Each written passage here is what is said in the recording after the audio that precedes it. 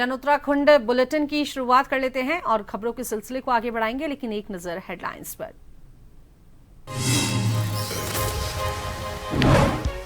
रक्षाबंधन पर मुख्यमंत्री का अनोखा तोहफा, धामी ने सशक्त बहना उत्सव योजना का किया शुभारंभ। महिला समूहों को मिला सम्मान, महिलाएं बदल रही उत्तराखंड की तस्वीर।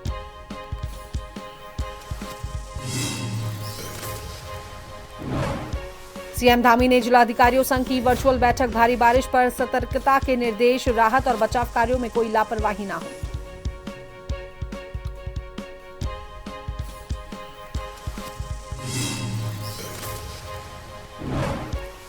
प्रतियोगी परीक्षाओं में नकल गिरोह दबोचा, हल्द्वानी ने पुलिस की बड़ी कार्रवाई, युवाओं के भविष्य से खिलवाड़, सुनियोजित साजिश को पुलिस ने किया फेल।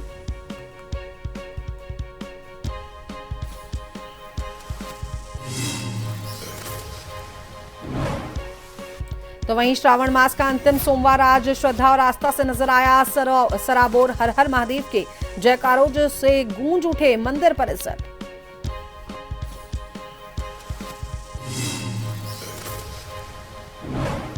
उत्तराखंड में बारिश से हाहाकार, मौसम विभाग ने जारी किया ऑरेंज अलर्ट। पौड़ी में कल समस्त स्कूलों और आंगनबाड़ी की छुट्टियों के आदेश, डीएम ने जारी किया आदेश।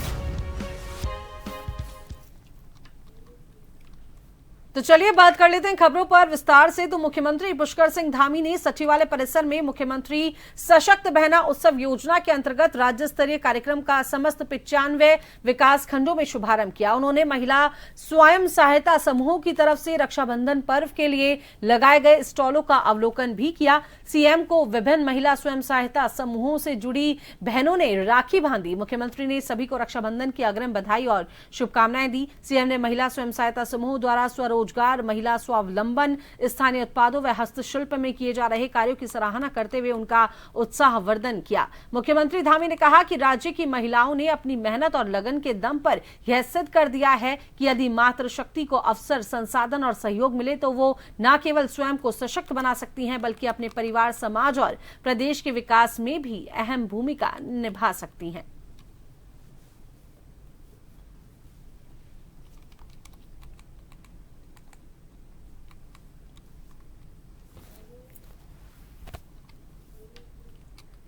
मुख्यमंत्री पुष्कर सिंह धामी ने सोमवार को मुख्यमंत्री सशक्त बहना उत्सव योजना का वर्चुअली शुभारंभ किया। इस अवसर पर उन्होंने कहा, आज की नारी केवल घर की सीमा तक सीमित नहीं बल्कि गांव, समाज और राज्य की अर्थव्यवस्था को मजबूत करने वाली शक्ति बन चुकी है। कार्यक्रम के तहत जिला चंपावत के रोडवेज बस स्टेशन परिसर में महिला स्वयं सहायता समूहों द्वारा उत्पादित सामग्रियों की प्रदर्शनी एवं बिक्री हेतु स्टॉल लगाए गए, जिनका वर्चुअल उद्घाटन मुख्यमंत्री धामी ने किया। उन्होंने इस पहल के जरिए राज्य भर की महिलाओं की भूमिका की सराहना की और सभी माता बहनों को रक्षाबंधन की शुभकामनाएं भी दी।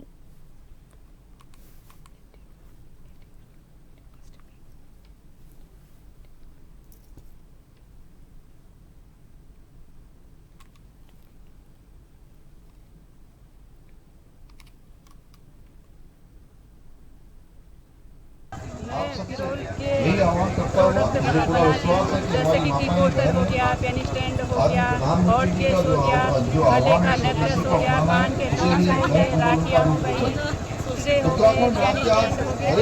बहुत सारे प्रोजेक्ट बनाते हैं। हमारा प्रोग्राम चला हुआ है मुख्यमंत्री सशक्त बहना उत्सव योजना। तो उसके अंतर्गत मुख्यमंत्री जी ने हमारे समूह की महिलाओं के साथ बात करी और जिन्हें हमने अपने राखी के बारे में बताया। इसमें हमारी जो तिरंगा राखी है उसकी हमें अभी एसएसबी से और आईटीबीपी से हमें काफ़ी सारी डिमांड है। समूह का नाम अजय डेयरी सहायता समूह है। मैं खोया पनीर का काम करती हूँ। मैंने मेरे समूह में डेयरी में 15 लोग काम करते हैं। मेरे ग्रुप में सात महिलाएं हैं। पहले की अपेक्षा से मुझे लाभ मिल रहा है। अभी खोया पनीर, दही, सब बनाते हैं। आप सभी जानते हैं, आदरणीय प्रधानमंत्री जी ने नारी तू नारायणी के मंत्र के साथ मातृशक्ति के कल्याण एवं सशक्तिकरण के लिए लगातार जब से वो 2014 में देश के प्रधानमंत्री के रूप में उन्होंने काम करना प्रारंभ किया है, तब से वो निरंतर काम कर रहे हैं। चाहे आज महिलाओं को संसद और विधानसभाओं में 33% आरक्षण को मंजूरी देना हो, बेटी बचाओ बेटी पढ़ाओ अभियान द्वारा बेटियों की शिक्षा और सुरक्षा को प्राथमिकता देना हो, उज्ज्वला योजना से महिलाओं को नवप्रवेशित विद्यार्थियों के लिए केंद्रीकृत छात्र अभिविन्यास कार्यक्रम दीक्षारंभ 2025 का भव्य आयोजन किया गया। इस अवसर पर प्रदेश के उच्च शिक्षा मंत्री योगेंद्र उपाध्याय मुख्य अतिथि के रूप में उपस्थित रहे। उन्होंने विद्यार्थियों को सफलता के साथ साथ राष्ट्र निर्माण में योगदान देने की प्रेरणा दी। अपने संबोधन में मंत्री उपाध्याय ने कहा कि नई राष्ट्रीय शिक्षा नीति के माध्यम से राज्य सरकार शिक्षा को केवल रोजगार उन्मुख नहीं बल्कि संस्कार, मूल्य और राष्ट्रभक्ति से भी जोड़ रही है।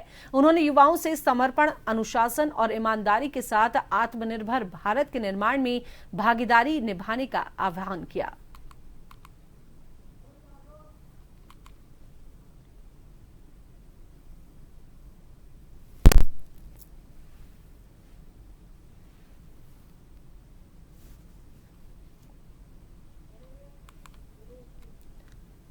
मुख्यमंत्री पुष्कर सिंह धामी ने सोमवार सुबह वर्चुअल माध्यम से प्रदेश के सभी जिला अधिकारियों के साथ समीक्षा बैठक की। इस बैठक में उन्होंने जिले में हो रहे विकास कार्यों की प्रगति और मानसून के चलते उत्पन्न स्थिति की जानकारी ली। पिछले 18 घंटों से प्रदेश के विभिन्न हिस्सों में लगातार भारी बारिश हो रही है, जिससे कई स्थानों पर जनजीवन प्रभावित हुआ है। मुख्यमंत्री ने अधिकारियों को निर्देशित किया कि राहत एवं बचाव कार्यों में कोई लापरवाही न हो और संवेदनशील इलाकों में विशेष सतर्कता बरती जाए। सभी जिला अधिकारियों को अपने अपने क्षेत्र में पूर्ण सतर्कता के साथ कार्य करने के निर्देश दिए गए।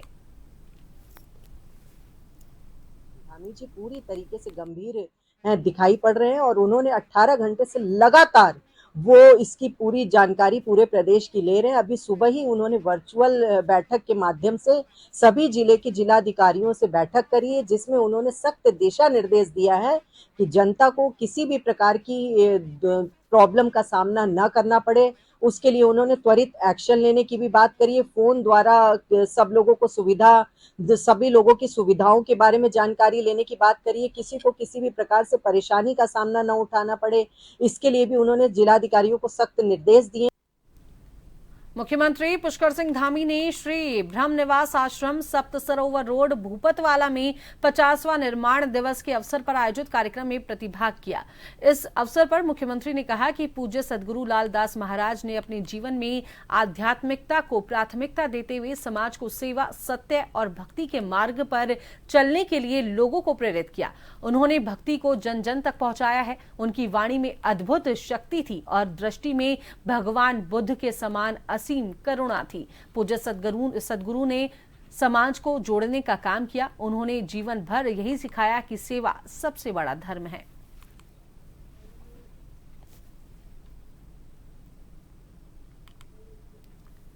कांग्रेस के वरिष्ठ नेता और पूर्व मुख्यमंत्री हरीश रावत ने मुख्यमंत्री पुष्कर सिंह धामी से मुलाकात कर उठते सवालों पर सफाई दी। उन्होंने कहा कि राजनीति में शिष्टाचार का अपना महत्व होता है और वे सूबे के पूर्व मुख्यमंत्री रहे हैं। राज्य हित में पलायन, परिसीमन और जातीय जनगणना जैसे गंभीर मुद्दों पर चर्चा के लिए यह मुलाकात जरूरी थी।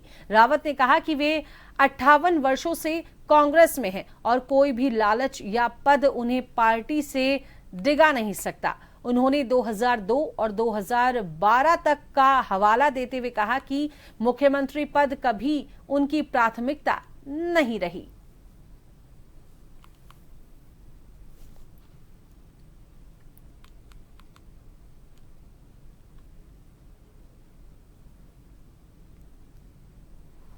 देखिए, शिष्टाचार भी अपनी जगह पर है। राजनीति में शिष्टाचार का अपना मूल्य है और मैं पहले मुख्यमंत्री रहा हूँ, उन्हें सौभाग्य मेरा, और ये आज के मुख्यमंत्री हैं, तो मिलना तो पड़ेगा ना।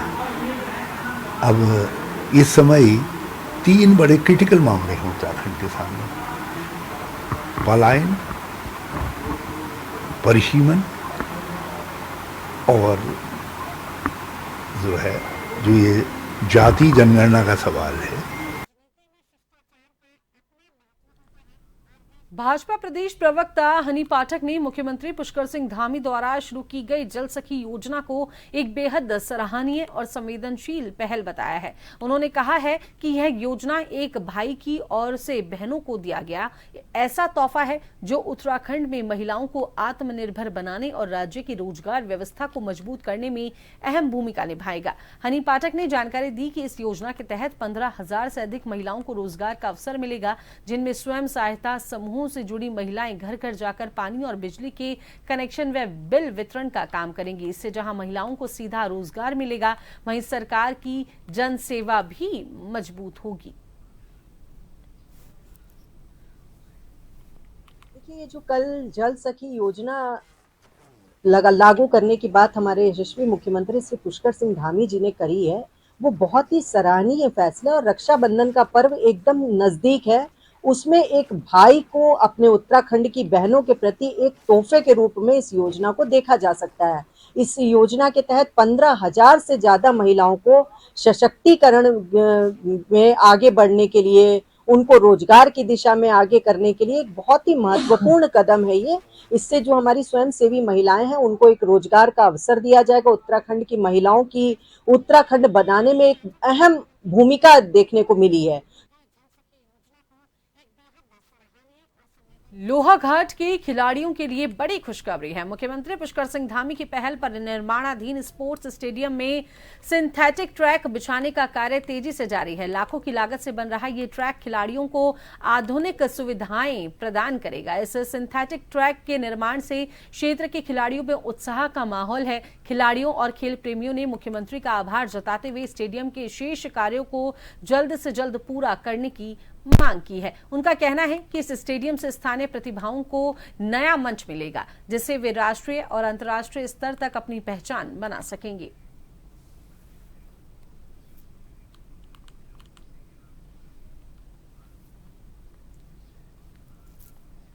काफ़ी अहम है। ये बहुत अच्छी एक सौगात मिली हुई है सरकार के द्वारा हमारे जनपद को, और निसंदेह इसमें जो है खिलाड़ी जो हैं आने वाले भविष्य जो खिलाड़ी हैं उनका बहुत उज्जवल होगा, उनको काफ़ी सहायता मिलेगी यहाँ पर से, और एक अच्छी पहल है कहेंगे। हाँ, प्रदेश का महिला कॉलेज जो प्रथम बन रहा है यहाँ पर, ये उन लड़कियों के लिए एक बहुत बड़ी सौगात है जो खेल में जो है अपना नाम रोशन करना चाहते हैं, तो ये बहुत सराहनीय पहल है। तो चलिए, वक्त तो चला है एक छोटे से ब्रेक का।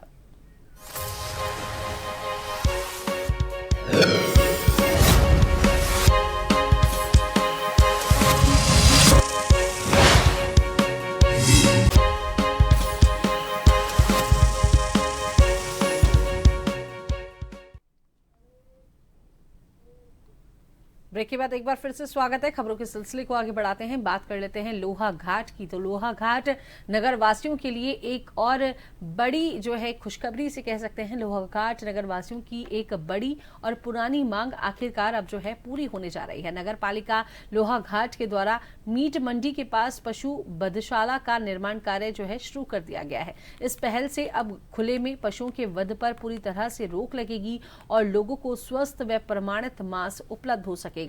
नगरवासियों की लंबे समय से यह मांग रही है कि नगर में एक ऐसी व्यवस्था हो जहां पशुओं का वध चिकित्सकीय परीक्षण के बाद ही किया जाए।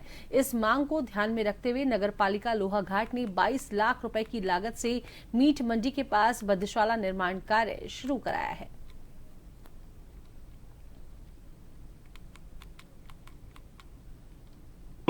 नगर में मीट व्यवसायी हैं, उनके द्वारा जो पुतले काटे जा रहे हैं उनको साइंटिफिक और अच्छे तरीके से निस्तारित करने के लिए नगर क्षेत्र के अंतर्गत एक स्लॉटर हाउस बनाया जा रहा है, जो मीट मंडी के पीछे बनाया जा रहा है। वो जल्दी चालू भी हो जाएगा। चालू कंडीशन में आने के बाद वो प्रॉपर फंक्शनल हो जाएगा, जिससे कि जो गंदगी होती है उससे उत्पन्न होने वाली, उससे निजात मिल सकेगी। 22 लाख के समथिंग है और ये 4 से 5 महीनों में बन जाए। जरूर जो नॉर्म्स हैं इसके, उसी नॉर्म्स के तहत इसको संचालित किया जाए। ठीक।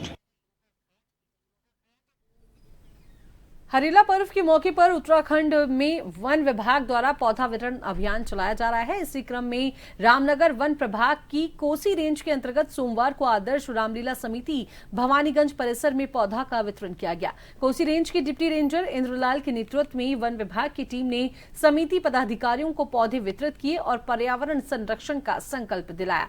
डिप्टी रेंजर इंद्रलाल ने जानकारी दी कि उनकी रेंज को 2000 पौधों के वितरण का लक्ष्य दिया गया है, जिसे अलग अलग इलाकों में जाकर पूरा किया जा रहा है। ये हमारे उत्तराखंड शासन द्वारा एक हरेला दिवस के उसमें अभियान चलाया गया है, जिसके तहत में हमने प्रभागीय वनाधिकारी, उप प्रभागीय वनाधिकारी, वन क्षेत्राधिकारी के आदेशानुसार हम लोगों ने जगह जगह पौधों का वितरण किया है, जिसमें हमें लक्ष्य दिया है 2000 पौधों का वितरण करना। तो आज भी हमने यहाँ पर हमारी एक आदर्श रामलीला कमेटी है, इनके जो एक प्रांगण है तो उसमें काफ़ी जगह है, तो मेरा लक्ष्य ये था कि वहाँ पर ये पौध लगाए, जिससे कि हरियाली हमारे प्रदेश में फैलती रहे। यही हमारा लक्ष्य है और हम चाहते हैं कि जितने भी हमने पौध यहाँ पर वितरण किया उससे भी पौध इनके द्वारा लगाए जाए। प्रतियोगी परीक्षाओं में नकल के जरिए युवाओं के भविष्य से खिलवाड़ करने वालों के खिलाफ हल्द्वानी पुलिस को बड़ी सफलता मिली है। पुलिस ने एक सुनियोजित नकल गिरोह का भंडाफोड़ करते हुए गैंग लीडर समेत 9 शातिर आरोपियों को गिरफ्तार किया है। नैनीताल एसएसपी प्रहलाद नारायण मीणा के निर्देश पर कोतवाली पुलिस और क्राइम टीम की संयुक्त कार्रवाई में ये गिरोह जो है पकड़ा गया है। पुलिस को सूचना मिली थी कि हल्द्वानी में एक गैंग प्रतियोगी परीक्षाओं में नकल कराने की साजिश रच रहा है। इस सूचना के आधार पर जो पुलिस ने अपना सर्विलांस और जो है सीसीटीवी जो है उनको देखना शुरू किया और पुलिस को रामपुर रोड के एक होटल की सूचना मिली। उस होटल में जब रेड की गई तो कुछ संदिग्ध लोग वहाँ पकड़े गए। इन संदिग्ध लोगों के जब पूछताछ की गई और इनकी जब तलाशी ली गई तो इनके कब्जे से जो मोबाइल बरामद हुए हैं और जो लैपटॉप बरामद हुए हैं, उनमें किसी एग्जाम के रिगार्डिंग कुछ चैट बरामद हुई है, जिसमें कुछ अभ्यर्थियों से पैसा लेना और साथ ही एग्जाम में उनकी हेल्प करने के मामले आए हैं। इसके साथ ही कुछ अभ्यर्थी जो उनके एडमिट कार्ड भी उनके पास मिले हैं। इन लोगों से डिटेल में पूछताछ करने पे पता लगा कि जो आगामी 6 तारीख से एसएससी का एग्ज़ाम होने वाला था, उसमें यहाँ मुखानी में स्थित एक लैब जो है उसमें ये लोग जो अभ्यर्थी शामिल होने वाले हैं उनको नकल कराने वाले हैं। और अब इसमें डिटेल पूछताछ की गई तो ये पता लगा कि जो लैब का संचालन कर रहे हैं उनमें से कुछ लोगों की पहले से ही एग्जाम में नकल कराने की क्रिमिनल हिस्ट्री है। इसमें 9 अभियुक्त गिरफ्तार किए गए हैं। ये उत्तर प्रदेश से लेके हरियाणा के अलग अलग राज्यों से संबंधित है। डोईवाला में लगातार बारिश का सिलसिला जारी है। लगातार हो रही बारिश से कई क्षेत्रों में जल भराव की समस्या जो है उत्पन्न हो गई है। भानियावाला में नहर का पानी ओवरफ्लो होकर सड़कों पर आया है, जिससे राहगीरों को भारी परेशानियों का सामना करना पड़ा। कई 2 पहिया चालक तालाब में तब्दील हुई सड़क पर गिर गए। बता दें कि अतिक्रमण के कारण नहर का स्वरूप बदल जाने से हर बरसात में यह नहर परेशानी का सबब बन जाती है, जिससे भानियावाला तिराहे पर सड़कों पर अत्यधिक जल भराव की समस्या उत्पन्न हो जाती है।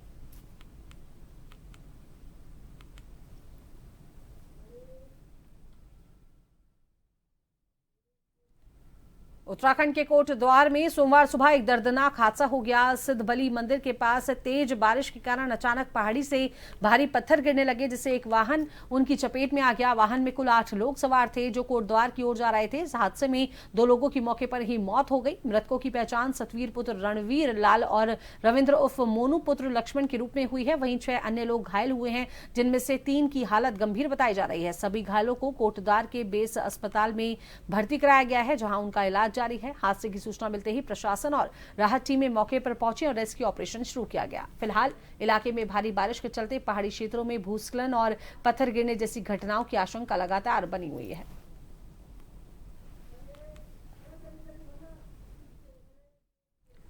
उत्तराखंड में पहाड़ से लेकर मैदान तक बारिश का दौर जारी है। मौसम विभाग केंद्र देहरादून ने प्रदेश के कई जनपदों में मंगलवार को भारी बारिश का ऑरेंज अलर्ट जारी किया है। डीएम ने आदेश जारी करते हुए पौड़ी जिले में भारी से बहुत भारी वर्षा की संभावना दृष्टिगत मंगलवार को जिले के समस्त कक्षा 1 से 12 तक के विद्यालयों एवं आंगनबाड़ी केंद्रों में अवकाश घोषित किया है। उत्तराखंड में लगातार हो रही बारिश को लेकर मौसम विभाग ने बड़ा अलर्ट जारी किया है। मौसम विज्ञान केंद्र देहरादून के वैज्ञानिक रोहित थपलियाल ने जानकारी देते हुए बताया कि पिछले 24 घंटों में राज्य के अधिकांश हिस्सों में हल्की से मध्यम बारिश दर्ज की गई है, जबकि कुछ स्थानों पर भारी से लेकर बहुत भारी वर्षा हुई। तो वहीं आपको बता दें कि 4 और 5 अगस्त को देहरादून, टिहरी और पौंडी, बागेश्वर जिलों में भारी से अत्यंत भारी बारिश की संभावना है, जिनके लिए रेड अलर्ट जारी किया गया है।